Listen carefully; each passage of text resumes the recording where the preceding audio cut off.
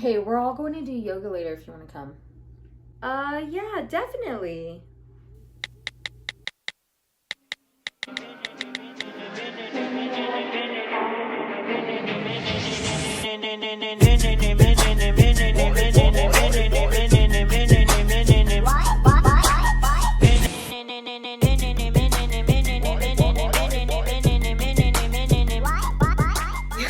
What's good? So you might be here because you've seen me teach a class in Houston. You might be here because you're about to take a class with someone and you've never done yoga before.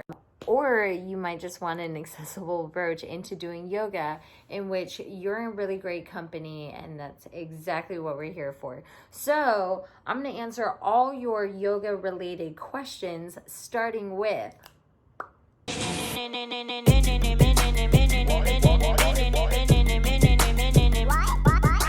honestly, I love this question because you don't have to be flexible to do yoga. Usually people do yoga to get flexible. So that's the whole general idea about that. You do it to grow.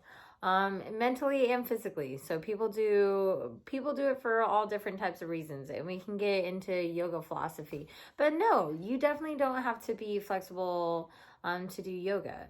Oh, and the beauty of all of this is that this can look a lot like this. Obviously, with persistence and dedication, and just obviously some time and patience, anything's possible, right? Boom, next question.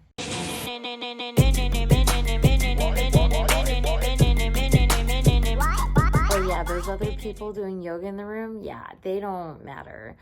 It only matters about what you're doing in your own practice, and usually people are so focused on what they're doing and what they look like that they don't even care what anyone else looks like in the room. So as long as you're just focused on you, that's what people can actually see the most.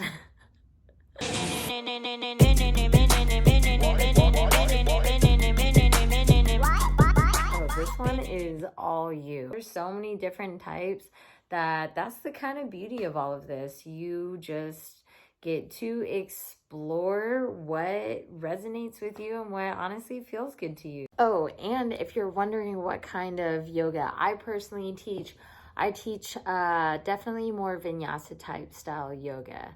That's where I got my certification. I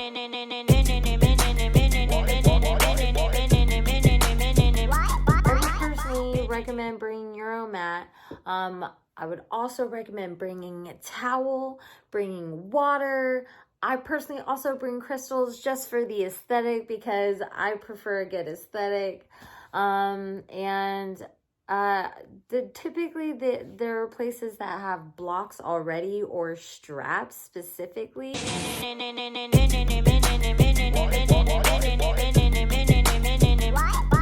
Ooh, if I say Lululemon or Aloe Yoga, will they sponsor me? Wear something comfortable for sure. Wear something that you don't mind sweating in. Wear something that you can be mobile in. So I think it depends on what kind of yoga you're doing. So if you're doing more restorative yin, like real chill type yogas, it really doesn't matter as much what you're wearing. As long as you can still move around a little bit. But if you're doing more powerful type yogas, you definitely want something maybe that you can sweat in, i.e. leggings, a sports bra, I don't know, wear a sweatband.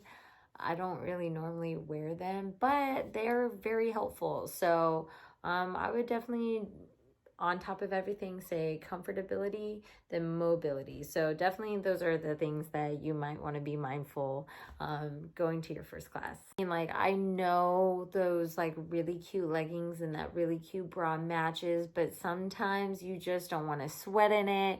And sometimes, actually, I don't know because I don't wear matching stuff often. But I get the idea. So, sometimes you don't want to sweat in those things, and that's cool too.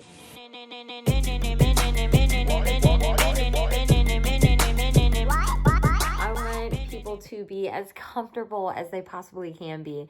And eating a sandwich maybe an hour before class sometimes like can make you uncomfortable, especially if you're like twisting or you're reaching and you're like super full, and especially because you're like trying to breathe. So if like your stomach's like right up here, and it just constricts your breathing. So you don't want to be like on top of having to hold a pose. So, I mean, that's really your call, but I wouldn't recommend it. Also, acid reflux can totally be a thing. Things like that. So I would just honestly avoid it for a more enjoyable practice. This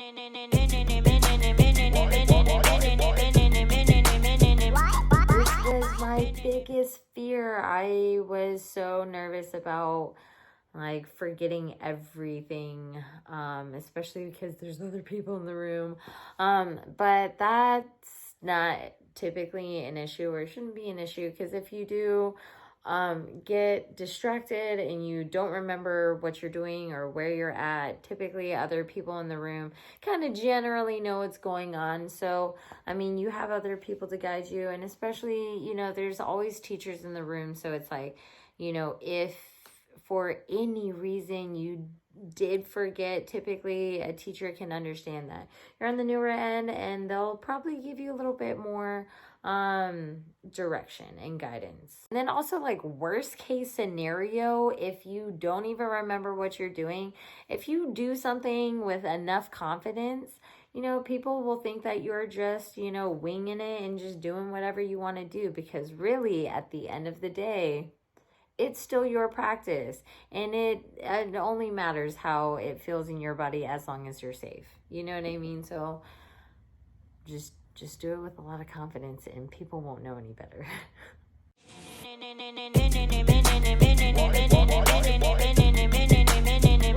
I think that's the beauty of all of this, is that there's so many different avenues and so many different ways to do this. You can YouTube it. You can go to a studio. There are Zoom classes that you can take. There's so many different ways that you can engage with this community, and internationally, worldwide, it's so cool.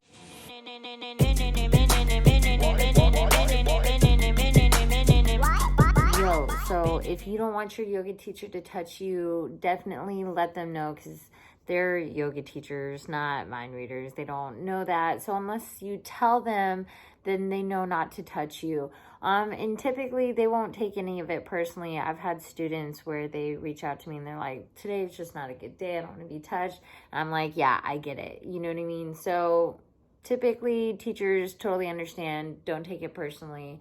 And so don't be afraid to let someone know how you feel about that.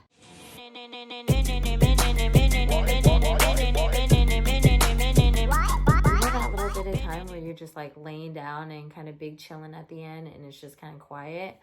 I know it's tempting to like pick up your stuff and go, but that is the most important part of the practice, because it allows you to find this like quietness and this stillness.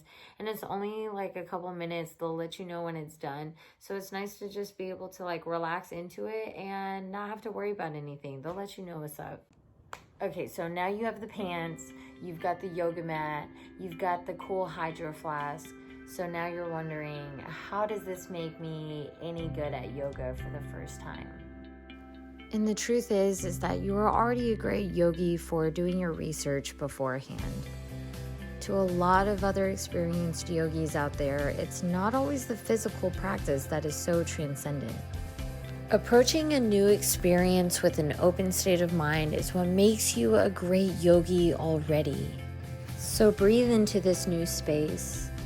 Open and expand your boundaries, because you might find that what you're seeking is actually seeking you.